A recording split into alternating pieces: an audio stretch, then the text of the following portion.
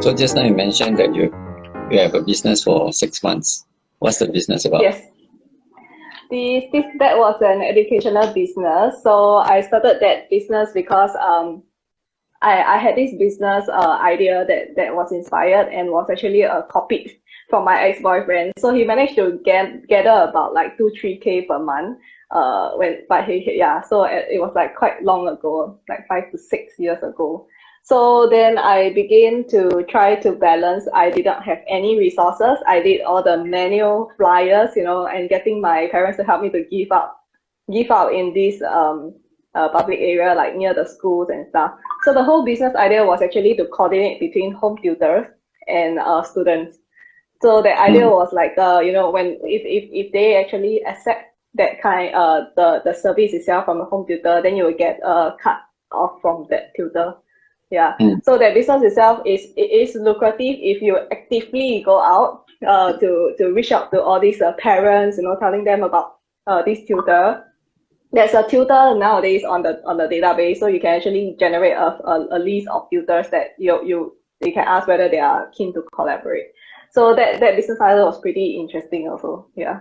But it only lasts 6 months because it's really tough, because you need to, I feel that every business you need like 100% in, like what you shared, right, in your yesterday's talk, right? I think it's true that, right, if anyone wants to start a business, you have to put your 100% effort. It's very hard to do a 50-50. Then your effort 50-50, your results also like 0 to 50% only. Yeah. Yeah, actually, your that business idea is very good, especially 5, 6 years ago. It's just that the way of marketing it, right, is too traditional. Yes, So the face-to-face business. And then it was really tough to manage because the flyer, when you are like start off as a startup, right, you don't have any resources, you don't have budget. So it's like every manual those like flyer is like you design yourself, you print out from your printer, and then you have to get like your friends or family to help you. So like I mean, like when you're studying, right, or even when you have a part-time job, the time that you have to communicate with these parents to connect with the tutor, right, it's very little. And they expect immediate replies from like WhatsApp and stuff. And they will always be like, oh, so what is your, they will ask about, what is your experience? And then how well do you do in your studies? Why do you trust this tutor?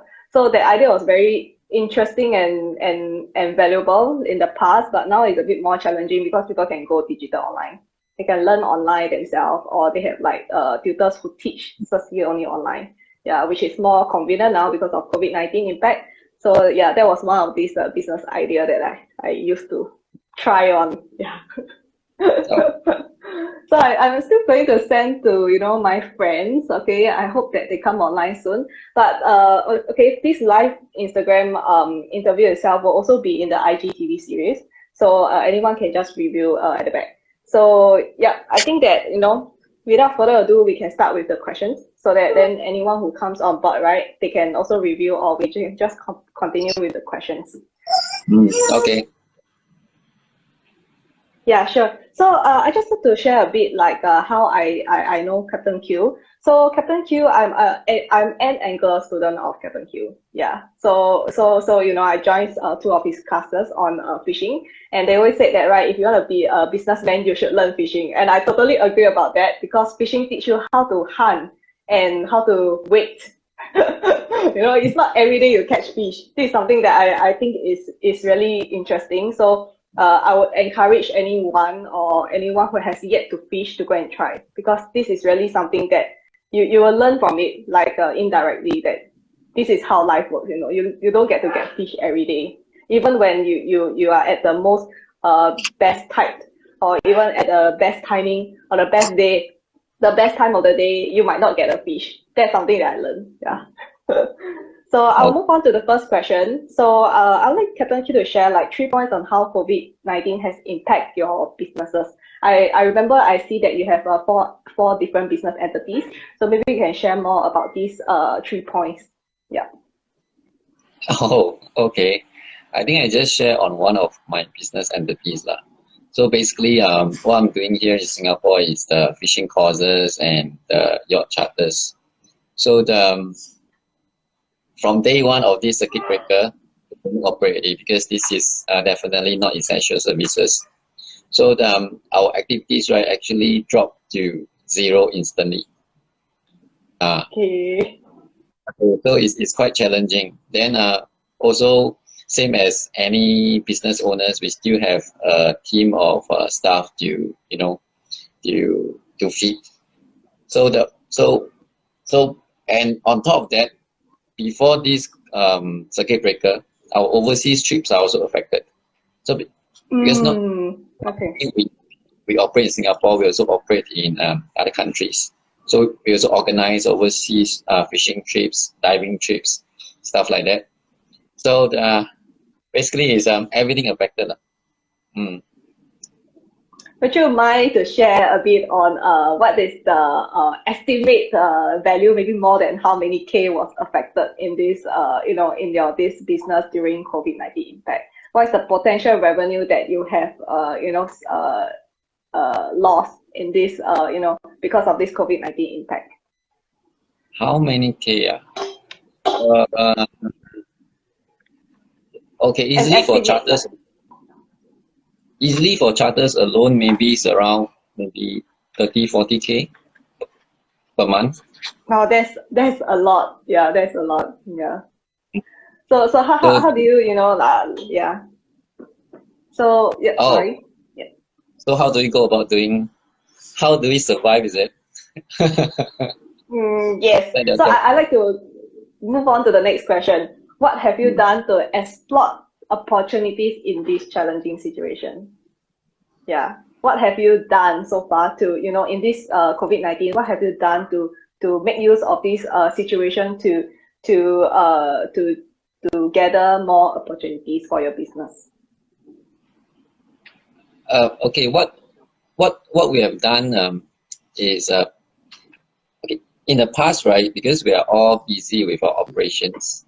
So on the customer relationship side, right, it's a bit lacking. So we make use of this time, this opportunity. I activate all the operational staff to go and contact our past customers. So drop them a message, tell Mm. them how are we doing, and is there any promotions coming up and stuff like that. So instead of just my staff like got nothing to do at home, so at least they can engage with the customers. Yeah. So that's one thing, and the other thing is we offer these special offers during this period. So if our customers like book the fishing courses or book the yacht charters, they'll get special discount to be used after the circuit breaker. So this is actually good for the customers as well because they can get a good bargain out of it, and also beneficial to us so we can get some cash flow to still pay the salary. So we don't want to like cut our staff salary or let go of them because after this, right, we expect to have a boom in all these kind of entertainment. Yeah, yeah. Yeah. So basically that these are what we are doing now. I also see that you have run promotions related to COVID-19. I think that is something that I saw on Facebook. So is that also one of, would I say that that is part of, first you engage and communicate with your clients, keep in touch with them. And then second is that you run out with special offers during this circuit breaker season so that, after the circuit breaker, people can, go and try out fishing, things that are related to your businesses. Right. So Yeah. in that case itself, right, okay, that is something to learn from. I believe that this is a very interesting session because, I also get to learn the different ideas of how to sustain business in this pandemic situation, right? So I'll move on. Is there anything else you'd like to add on from here? These 2 points. Is there like a third solution to or a third idea that you had or currently working on? Oh, okay. Uh, the thing about business, right, is cash flow is the most important thing. So during this period, the businesses should focus on one thing that is to survive, to tide through. So this can maybe like 1 month or maybe up to 6 months or even more.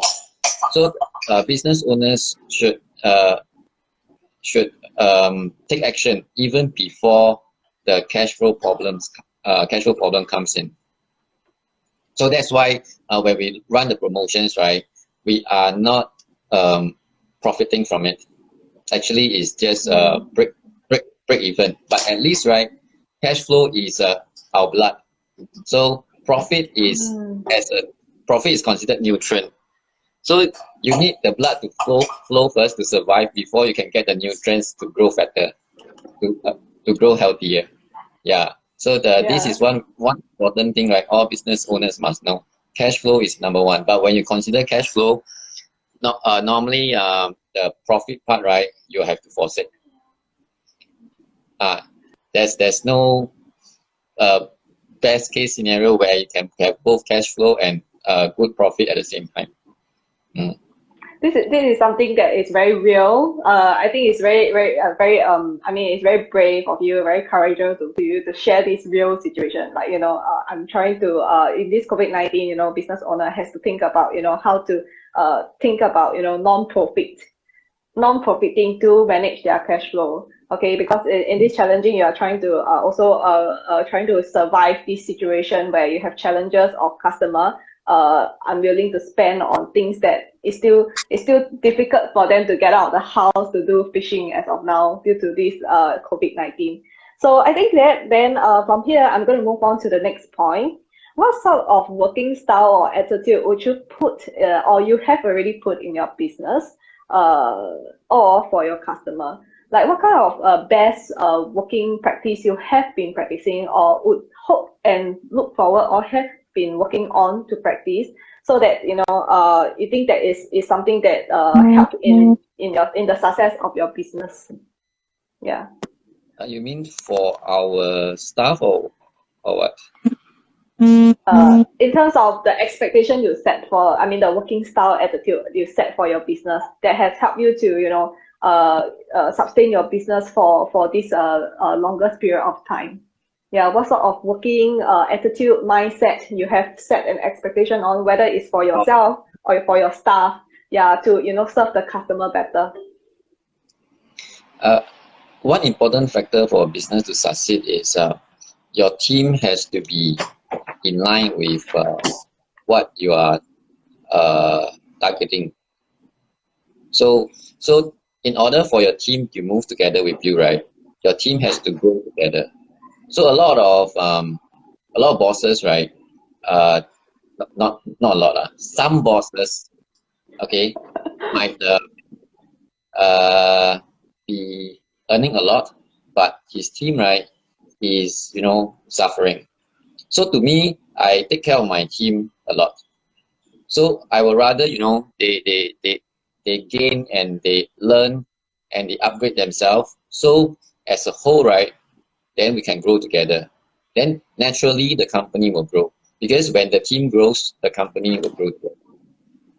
So this is the attitude that I always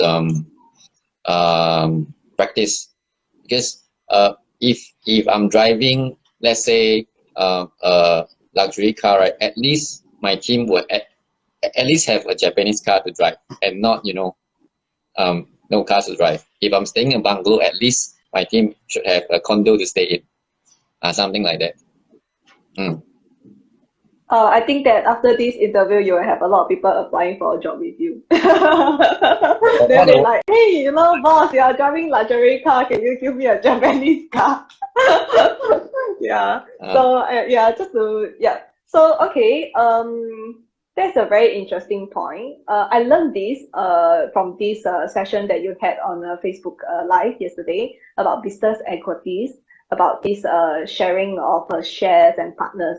This is something that I mean, if you've seen my answers to you, is really like opposite of those experienced business owner. So I think that this is a very good chance for me to also learn, what is the expectation and what is the standard you have set for your, in terms of managing business. So thank you for sharing. I'll move on to the next point.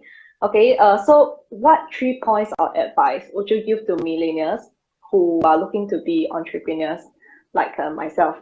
like I'm afraid to take the step forward. I'm still a corporate worker. What kind of three piece of advice you can give to millennials who are either already an entrepreneur or still planning to be an entrepreneur. Yeah. Okay, first of all, before becoming an entrepreneur, right, you must realize that this is the toughest job among all the jobs.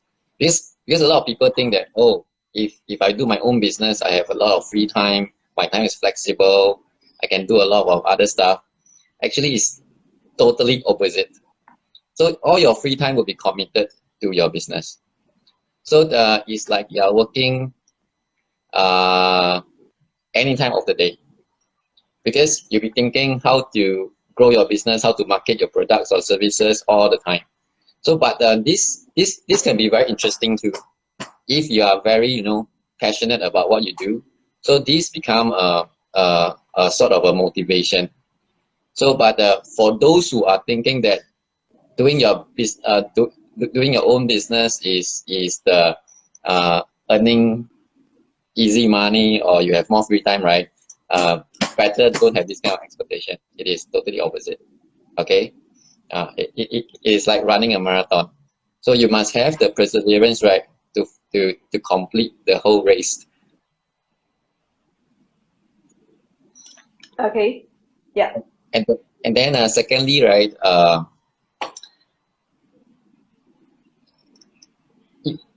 entrepreneurs should find the purpose, your purpose of why you do this.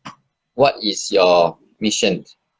Because if your sole purpose is to earn maybe your first million or whatever, okay, in terms of financial gains, right, after a while when you reach a certain stage, you will slow down, because that one is just your own individual purpose. So the motivation is just come from you yourself. So let's say if your purpose is to serve a greater good, okay, like helping more people, or you have committed to give, to contribute to this world, right? And then that kind of motivation from all the people around you, or all your staff, or all your team that depends on you, right? This kind of motivation is much greater than your personal motivation. So once you find your purpose and mission, right, you can achieve actually much more than you can imagine.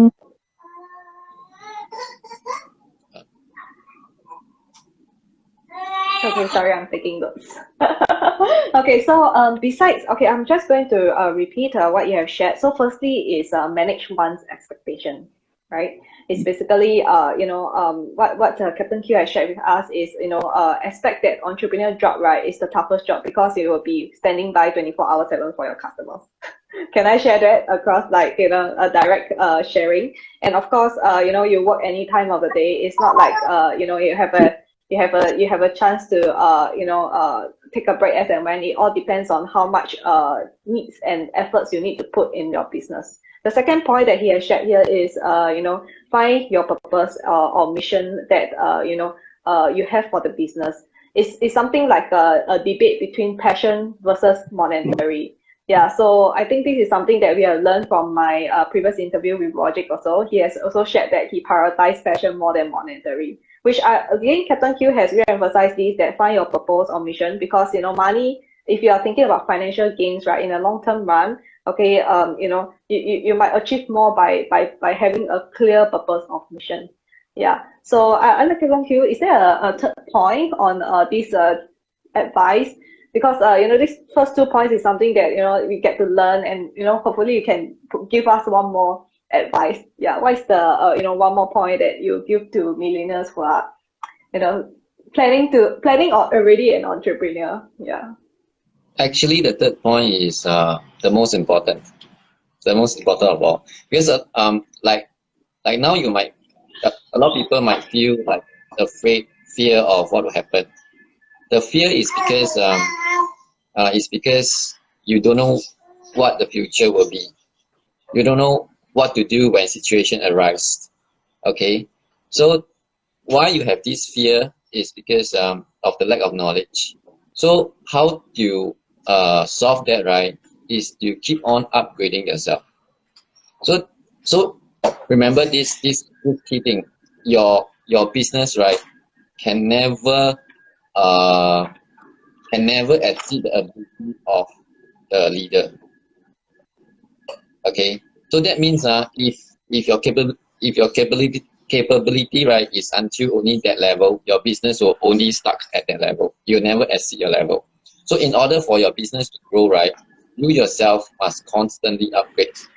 So all entrepreneurs actually, right, a portion of the time must be spent educating yourself, upgrading yourself by attending courses, listening to more of the seminars, like read more books, this kind of stuff. This is very, very important. So once you know, you have see more examples of how people do business and how they handle the failures, then you'll be more confident because you're aware of what you're getting into. You're more aware of what you're getting into. Of course, along the way there will be many hiccups, but then with more knowledge, right, you can expect the fall, and can come back easier again. So Okay. for those who are wanting to start a business, this is the perfect opportunity when you have more time at home, right? Go and attend more online courses or read more books. This is the best time. Okay, so I just want to repeat what you have shared with me. So basically, the third point of advice is to master one sphere. Basically, you master one sphere. You know, you focus on self development. Every time, every stage of business, you also have to park some of your time to do self learning and also build knowledge based on being more aware about you know, details relevant to your business itself. So I think that is also a point. So in terms of this answer that you give, I'd like to ask this question. How many percentage of your time would you park aside for self-learning? You know, we are always very tight with our time, right? Do you have a particular, you know, out of 100% of time, you got 24 hours per day, do you have a disciplined timeline of, you know, when and, you know, how many percentage of your time should you park aside, you know, to do self-development, self-learning in order to, you know, continuously improve on your business standards and also these services that you can, or products you can provide for your customer? Yeah. My time, I would say maybe about 1/3 of my time, 20 to 30% of my time. Yeah. Okay. The busier the boss are with the business operation, right, it will be harder for the company to grow. The more relaxed you are, that means you have more time to do other things, like not like playing computer games and stuff, but I'm more talking about upgrading yourself. Then your business can grow faster. So that's what I'm trying to do. So I spend more time on, you know, self-development and stuff like that. At this point of time where, you know, there is a COVID-19, everyone had to stay at home, so you focus more on, you know, upgrading your own skills, you know, thinking of ways to engage your own customer and also to boost your business brand and reputation. So I will just move on to the last one. We are left with 5 minutes, so I'm gonna ask you this challenging question. So the last question of the interview, right, is basically an informal question. So it's real, and I think that I am curious about what is one of the worst moments you had to deal with a client? What is one of the worst moments you had to deal with a client, and how do you manage to resolve it ASAP? Oh, the worst moments to deal with my clients. Okay, actually last time before, when I first started my business, right, I was the captain myself. So I will bring people out, and then we have this particular package that we will cook on board for the customers. Okay, Then, but then we need the generator to cook the food, to have the power supply to cook the food. So when we reach the island, we are out at sea, right? Then the generator spoiled. Then there's no power at all. Then there's no food. There's nothing. So at that time, right? Luckily, I also learned a bit of the maintenance. So on the spot, in the middle of sea, I repaired the generator. I spent about 1 hour to repair the generator while the customer wait for us. And then after that, we continue the rest of the journey. We prepare the dinner and stuff like that. And then after that incident, right? Actually, the customer was very impressed. So she became a good friend also. So I realized things like this actually makes the relationship with the customer closer rather than the other way around. If you can resolve it in the correct way, and of course during that trip, right, we give a free bottle of wine to them as sort of make them happy. Then everyone was happy. So that was one of the quite challenging ones lah. Because I personally like to learn things. So I learned a lot of things while the mechanic repair all this stuff. So luckily I was learning while he was repairing. So during times of need, I can apply the skills. Yeah. Yeah. So okay. All these audiences, I just want to share. Okay. So if I mean in terms of Captain Q sharing of the last question, right? Okay. Please try to start from scratch. So learn everything you can about everything. So at any point of time, you can try to fix things on your own when needed. I think this is something that it's really amazing. Like you actually, I mean, like in a way, okay, indirectly or in whether you tried your luck, you tried to fix it. It's the action that has moved your customer to say that, hey, you have put in this effort to try for us, even though you are the boss of the this organization or this company. You were humble, and then you actually put your actions to speak of how much you want to serve your customer the best that they deserve.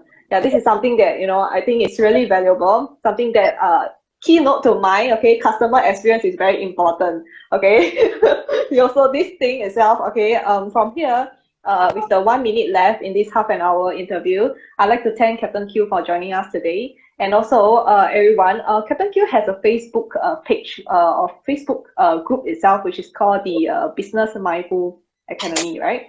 So is it the Business Mindful Academy? So here's an upcoming live video on what's the topic about on 4th May? Sorry, can you remind me of that? 4th of May. Is there a topic on 4th of May? Yeah, I remember there is a talk on 4th of May. Oh, there are quite a number of talks on different platforms that I'm on. So 4th of May is this coming. Oh, that one is on my Fishing Frenzy Academy. Yes. So okay, yeah, okay. Okay, because I followed Captain Q on Facebook, so he has quite a few live videos sharing about fishing and also business insights based on his experience. So everyone, I see someone comment 4th May is the fishing one. Yes, so he has a fishing video, live video talking about fishing experiences and tips on fishing, right? So this one, if anyone is keen to learn about fishing, fishing is one of the keys you have to do before being an entrepreneur. To in my opinion, okay, you need to learn that hunting and then waiting. Yeah, I think that's one key point that I would like to bring across. So 4th May, there's a fishing live video, and if you're keen to learn from Captain Q on this business insight, okay, you can join his Facebook group at this Business Mindful Academy. Just click on request to join, and I believe his administrator will help to approve the access, and then you'll be able to enjoy the videos that he will share. And I think he has a few other platforms, so stay tuned to Captain Q.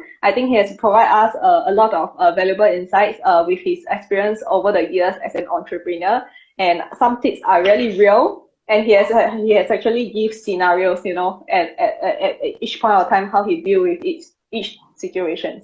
Yeah. So from here, Captain Q, do you have any additional to add on before I end this interview? If you want to start a business, right, start early. It doesn't matter whether you fail or not, because failing is part of the learning process. Knowing this is easy, but execution is hard. A lot of people know this theory, but just execute it. Okay, this is my advice. And along the way, keep learning. Don't focus too much on execution, all these things, because you might be heading towards the wrong direction. But once you have the knowledge, always do things with wisdom. Then you can head towards the correct direction. Yeah, I have so much more questions to ask Captain Q, okay, but you know, I have to keep this within half an hour because I promised my audience that it's half an hour, I'm crossing 2 minutes more. So I'll end here. Really thankful for you joining us today, Captain Q. I'll be sharing all these videos on my IGTV, and also I will be sharing these key takeaways on my website, and I'll be sharing with you the detailed contents that I list down for your check before I share it to the audiences. All right. Thank you very much, Captain Q.